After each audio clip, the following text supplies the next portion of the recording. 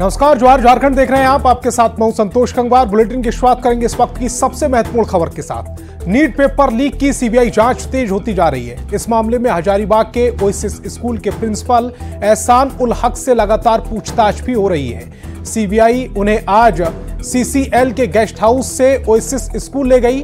वहां 3 घंटे तक जांच पड़ताल के बाद उन्हें फिर से सीसीएल के गेस्ट हाउस ले जाया गया। ज्यादा जानकारी दे रहे हैं न्यूज 18 संवाददाता ओम प्रकाश। पेपर लीक मामले को लेकर हजारीबाग पिग सेंटर बना हुआ है, लेकिन इस वक्त हजारीबाग का चरही स्थित ये जो गेस्ट हाउस है, हम आपको दिखाने की कोशिश कर रहे हैं, जो सीसीएल का गेस्ट हाउस है, ये इस वक्त मेन पिग सेंटर बना हुआ है। तमाम जो संदिग्ध हैं, जो भी इस कड़ी में इस पूरे एग्जामिनेशन सेंटर से जुड़े हुए लोग हैं, उन तमाम लोगों से पूछताछ का सिलसिला जो है वो यहीं पर किया जा रहा है। आज सुबह कुछ गहमा गहमी नजर आई और यहाँ से जो स्कूल के प्रिंसिपल हैं, जो ओएसिस स्कूल के प्रिंसिपल हैं, उन्हें लेकर सीबीआई की टीम जो है वो ओएसिस स्कूल जाती है। करीब 3 घंटे तक वहाँ रहने के बाद फिर एक बार उन्हें लेकर इसी गेस्ट हाउस में सीबीआई की टीम दोबारा पहुंचती है। कुल 7 लोगों से अभी भी अंदर में पूछताछ की प्रक्रिया जो है वो की जा रही है और इस मामले में कई अहम सुराग और कई अहम साक्ष्य जो हैं वो सीबीआई को मिले हैं। लेकिन फिलहाल अब तक इस मामले की कड़ियों को जोड़ने को लेकर तमाम चीज़ों में पूछताछ और गहन मंथन का कार्य जो है फिलहाल अभी भी जारी है। अब पूरे मसले में देखना होगा कि इसमें किस तरह से तमाम चीज़ें एक साथ जोड़ी जाती हैं और किस तरह कड़ियों का मिलान होता है। मास्टरमाइंड कौन है, इसे खंगाला जा रहा है। तो इसके साथ ही अगर कहा जाए तो इस पूरे मसले में कई अहम चीज़ें हैं, जिसमें कि नीट एग्जामिनेशन का प्रश्न पत्र लीक हुआ, उसके बावजूद नेट यूजीसी का examination centre UGC oasis school कैसे बना, इसे लेकर भी जो सीबीआई की जांच है वो की जा रही है। पूरे मसले के बाद देखना होगा कि सीबीआई किस ओर आगे बढ़ती है। कैमरामैन संजीव तिवारी के साथ ओम प्रकाश, न्यूज 18 हजारीबाग। और हजारीबाग में पिछले 40 घंटे से ज्यादा समय से सीबीआई की जांच चल रही है। ओएसिस स्कूल के प्रिंसिपल एहसान उल हक अभी भी जांच एजेंसी की हिरासत में हैं। उनसे बुधवार की सुबह 10 बजे से पूछताछ शुरू हुई थी। उसी दिन शाम 5 बजे उन्हें चरही में सीसीएल के गेस्ट हाउस ले जाया गया था। वहां से आज सुबह 11 बजे उन्हें फिर से ओएसिस स्कूल लाया गया। इसके बाद भी पूछताछ का सिलसिला लगातार जारी है। जांच पड़ताल के लिए सीबीआई की गाड़ियां दिन भर हजारीबाग की सड़कों पर दौड़ती रहीं। ज्यादा जानकारी दे रहे हैं न्यूज 18 संवाददाता सुशांत सोनी। पिछले 24 घंटे से भी अधिक के वक्त होने को चले हैं और हजारीबाग में नीट क्वेश्चन पेपर लीक मामले में जो सीबीआई का जांच है वो निरंतर जारी है। देखिए, हम हजारीबाग के अभी हम चरही स्थित जो एक गेस्ट हाउस है वहां पर हैं, जहां जो हजारीबाग में परीक्षा केंद्र बनाया गया था। ओएसिस स्कूल के जो प्रिंसिपल है एहसान उल हक, उनसे जो है वो पूछताछ की जा रही है। जो सीबीआई के अधिकारी और जो लोग हैं वे प्रिंसिपल को कभी साथ लेकर उनके विद्यालय को जाते हैं तो कभी फिर यहाँ पर आते हैं। तो मतलब जो लंबे समय से एक जो कार्रवाई है वो लगातार चल रही है। कहा जा रहा है कि जिस तरीके से क्वेश्चन पेपर हजारीबाग पहुंचा था, हजारीबाग पहुंचने के बाद जो है कुरियर सेवा सर्विस के माध्यम से एसबीआई में क्वेश्चन रखी गई। उसके बाद जो है वो क्वेश्चन हजारीबाग के जो सेंटर है ओएसिस स्कूल जहां बनाए गए थे वहां पर पहुंची थी। उन सब पहलुओं पर जो है वो जांच चल रही है। काफी समय होने को चला है। अब देखना यह होगा कि जो लगातार इतने लंबे समय तक हजारीबाग में सीबीआई टीम की जो कार्रवाई चल रही है, क्या कुछ छनकर सामने आता है, गौरतलब देखने वाली बात होगी। सुशांत सोनी, न्यूज 18 हजारीबाग। बिहार ईओयू ने नीट पेपर लीक केस में देवघर से नालंदा के 6 आरोपियों को दबोचा था। इस मामले में देवघर के दीनानाथ सिंह उर्फ झुन्नी की फरारी और आरोपी काजू को नौकरी देने का आरोप सामने आया था, पर झुन्नी सिंह खुद मीडिया के सामने आए और कहा कि वो फरार नहीं है। बिहार ईओयू जब चाहे तब उनसे पूछताछ कर सकती है। को भी आश्चर्य हुआ कि हम तो पर डे न्यूज के माध्यम से देखते हैं कि हमारा नाम आ रहा है या घसीटा जा रहा है। इस तथ्य के बारे में किसी प्रकार का जानकारी नहीं है और हम फरार भी नहीं हैं।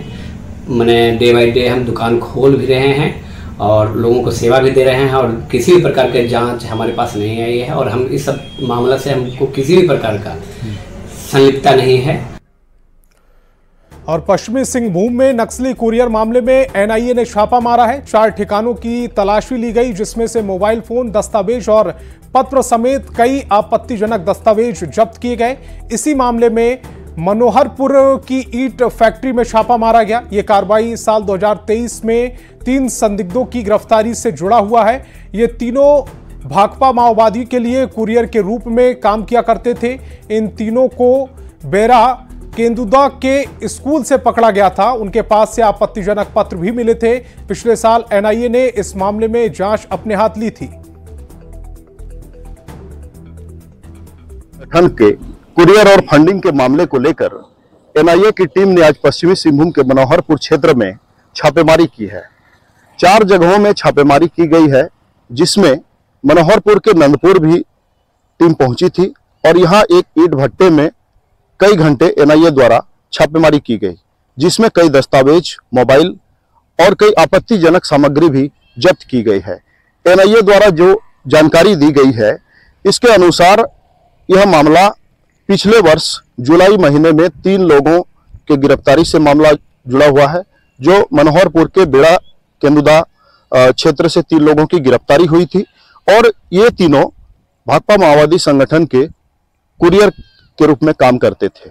और इस मामले को लेकर एनआईए ने पिछले वर्ष अगस्त महीने में इस मामले को अपने हाथ में लिया था और उसकी इस मामले में जांच जारी है। और आज की जो छापेमारी है, ये भी उसी मामला से जुड़ा हुआ है। तो इसमें आगे क्या तथ्य सामने आएंगे और इसमें कौन लोग शामिल हैं, ये एनआईए द्वारा आगे खुलासा किए जाने की संभावना है। लेकिन आज ये इस क्षेत्र के नक्सल मामलों में एक बड़ी छापेमारी है। रूपेश प्रधान, न्यूज 18, चाईबासा। और झारखंड के मुख्यमंत्री चंपाई सोरेन ने दावा किया है कि उनकी सरकार छात्र छात्राओं को तकनीकी रूप से शिक्षित करने, रोजगार से जोड़ना चाहती है। रांची में उन्होंने कहा कि कल्याण विभाग की देखरेख में प्रेझा फाउंडेशन की ओर से चलाए जा रहे गुरुकुल और कौशल कॉलेज से शिक्षित कई छात्रों को रोजगार मिला है। प्रेझा फाउंडेशन की ओर से जो छात्र छात्राओं को तकनीकी शिक्षा प्राप्त करके उसका नियुक्ति हर साल होते रहता है हजारों की संख्या में। आज भी हम लोग किया ताकि यहाँ का विद्यार्थी को तकनीकी शिक्षा दे के ताकि वो रोजगार से जुड़े, ये सरकार की प्राथमिकता है। और झारखंड के मुख्यमंत्री चंपाई सोरेन ने 30 छात्र छात्राओं को निजी कंपनी में बहाली का पत्र सौंपा। प्रेझा फाउंडेशन की ओर से चलाए जा रहे कल्याण गुरुकुल और कौशल कॉलेज के 160 छात्र छात्राओं को देश विदेश की कई निजी कंपनी में नौकरी मिली है। इनमें से 13 छात्रों को दुबई में नौकरी मिली है। इस मौके पर मुख्यमंत्री चंपाई सोरेन ने सभी छात्र छात्राओं को बधाई दी और उनसे उनके उज्जवल भविष्य की कामना भी की।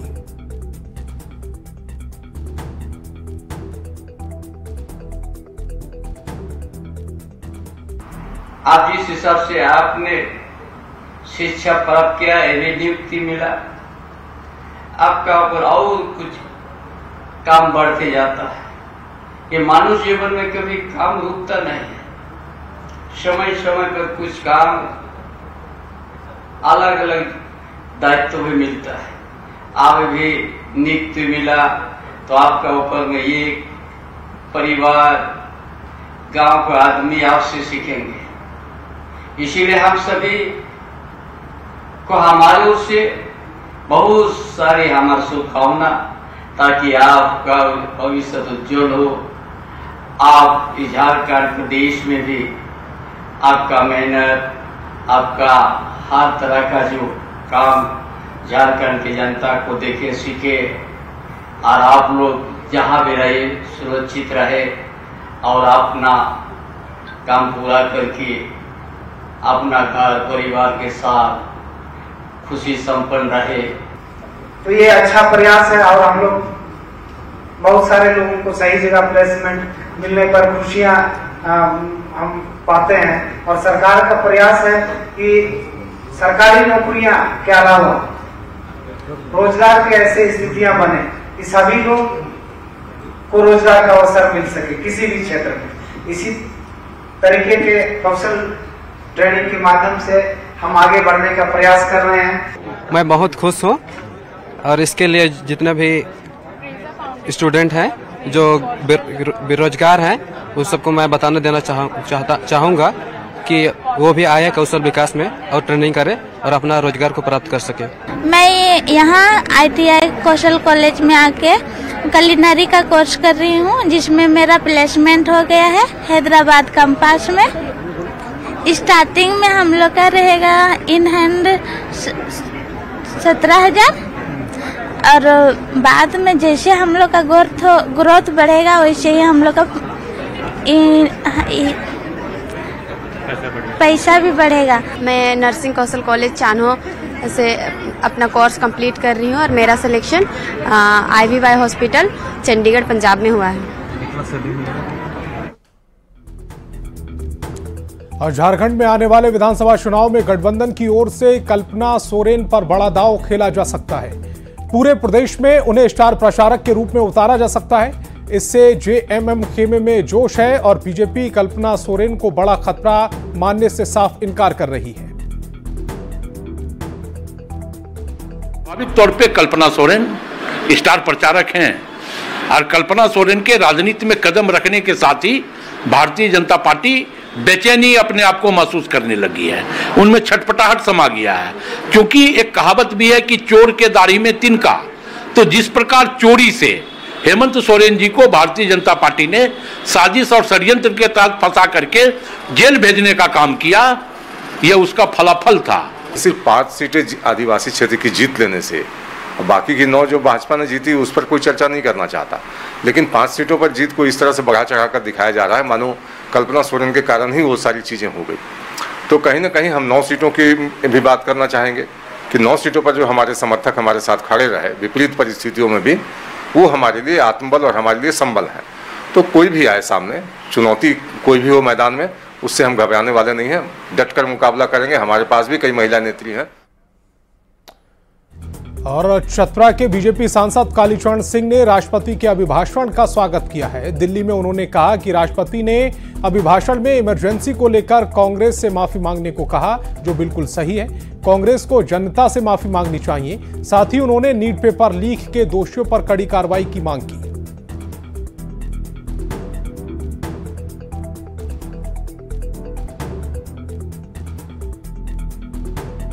से बीजेपी सांसद कालीचरण सिंह से सर, आज राष्ट्रपति की तरफ से आपातकाल की याद की गई और 1975 में कहा गया जिस तरह से हाहाकार मचा था उसका जिक्र किया गया, क्या कहेंगे आप इस पर? स्वाभाविक है, संविधान लेकर के जो कांग्रेस पार्टी के जितने भी सांसद में देख रहा था, संसद भवन में जब शपथ ग्रहण ले रहे थे तो संविधान दिखा रहे थे। संविधान का खुद मर्यादा उनके ही पूर्व के प्रधानमंत्री नहीं की, मिसेस गांधी, उसी पर याद हमारे महामहिम ने कहा कि लोकतंत्र के सबसे बड़ा कुठाराघात तो इस देश की आजादी के बाद इतने दिनों के बाद 75 में हुआ। उसी पर उन्होंने याद किया कि भाई इस कलंक को आप लोग माफी मांगिए। सेंस उनका नहीं था, ये सेंस हमारा तरफ से मांगता, भाई माफी मांगो। आपने देश के जो मूल तंत्र है उसको आपने सीज करके अपने पावर का उपयोग करके अपने इमरजेंसी लगाया, तो उस पर वो बड़े परेशान दिखे। केवल दिखते हैं वो परेशान, संविधान के लेते हैं, शपथ लेते हैं संविधान का, संविधान दिखाते हैं, लेकिन संविधान का मर्यादा का उनके ही नेता ने पालन नहीं किया। आज भी वो पालन बहुत जगहों पर नहीं कर पाते हैं। अभिभाषण में तो हुआ है कि भाई कि जो भी दोषी होंगे उनको सजा मिलेगा, कड़ा से कड़ा सजा मिलेगा। CBI की जांच की भी प्रक्रिया सब कुछ स्टार्ट होने वाली है। तो इसके बाद फिर भी हल्ला मचा रहे हैं, तो आज देखा हल्ला मचा रहे थे, समझ में बात नहीं आती। जब राष्ट्रपति ने कह दिया, महामहिम ने कह दिया, अभिभाषण में कहा, पहले ही सत्र के अभिभाषण में कहा, तब उनको कोई कहने का उचित नहीं बन रहा था। मतलब कि एक कहिए ना कि एक शब्द में हम लोग अपनी भाषा में, एक छोटा नागपुर के भाषा में अल्हड़ एक शब्द होता है, कुछ बोल देना है। अब महामहिम बोल रहे हैं, हल्ला कर रहे हैं। और राज्यसभा में नवनिर्वाचित बीजेपी सांसद डॉक्टर प्रदीप वर्मा ने शपथ ली। कुछ दिन पहले उन्हें झारखंड से उच्च सदन का सदस्य चुना गया था।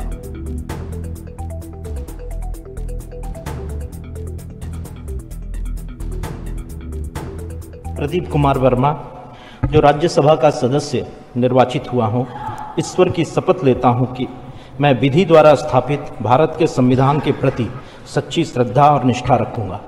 मैं भारत की प्रभुता और अखंडता अक्षुण्ण रखूंगा तथा जिस पद को मैं ग्रहण करने वाला हूं उसके कर्तव्यों का श्रद्धापूर्वक निर्वहन करूंगा। भारत माता की जय। और कोलेबिरा के कांग्रेस विधायक नमन विक्सल कोंगाड़ी ने दावा किया है कि ईसाई आदिवासी अभी भी अपनी भाषा और संस्कृति से जुड़े हैं। सिमडेगा के लोंगवाई बाजार टांड में उन्होंने आदिवासी अखड़ा का उद्घाटन किया। साथ ही कहा कि ईसाई धर्म अपनाने के बावजूद आदिवासी अपनी जड़ों से जुड़े हुए हैं। इसलिए कराया जा रहा है कि जो आरोप ईसाई आदिवासियों पर लगा है, ये अपने भाषा संस्कृति परंपराओं को भूल रहे हैं। इस बात को दिखाने के लिए, बताने के लिए और जताने के लिए कि ईसाई आदिवासी ईसाई धर्म को मानने के बाद भी अपने भाषा संस्कृति परंपराओं को मानते हैं और जानते हैं और इस पर जी रहे हैं। और इसे संरक्षण देने के लिए हमारी सरकार ने, मैंने सदन में एक सवाल लाया था कि आदिवासी भाषा संस्कृति परंपराओं को संरक्षण दिया जाए और इसे आगे बढ़ा जाए। हमारे माननीय मंत्री दीपक बिरुआ जी और मैंने इस पर ध्यान आकर्षण के माध्यम से चर्चा किए थे। और कोडरमा के अनुमंडल कार्यालय में न्यायालय के काम के दौरान अनुमंडल पदाधिकारी और अधिवक्ता के बीच विवाद गहरा गया। अधिवक्ता अपने क्लाइंट के साथ न्यायिक कार्यों से अनुमंडल पदाधिकारी के दफ्तर गए थे। इसी बीच किसी बात को लेकर दोनों के बीच कहासुनी हो गई और अनुमंडल पदाधिकारी ने अधिवक्ता को अपने चैम्बर से बाहर करवा दिया, जिसके बाद अधिवक्ता संघ ने जिला मुख्यालय में प्रदर्शन किया।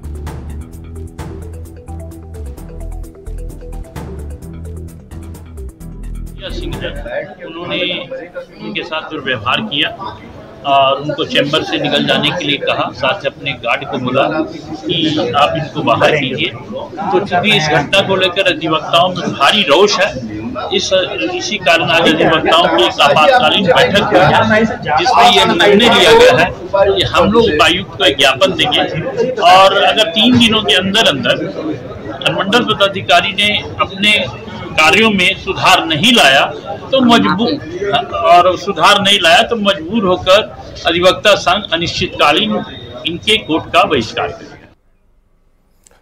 और धनबाद में नाबालिग से गैंगरेप की घटना की जांच के लिए झारखंड बाल संरक्षण आयोग की टीम धनबाद गई। सर्किट हाउस में आयोग ने पुलिस अफसरों के साथ मीटिंग की। जेसीपीसी की सदस्य आभा वीरेंद्र अंकिंचन ने नाबालिगों पर बढ़ते जुल्म पर चिंता जाहिर की। इन मामलों में धनबाद पुलिस को जल्द से जल्द कार्रवाई करने के निर्देश दिए। पिछले दिनों धनसार और कतरास में नाबालिगों से गैंगरेप की घटना हुई थी। इस मामले में 7 आरोपियों को पुलिस ने गिरफ्त में लिया था।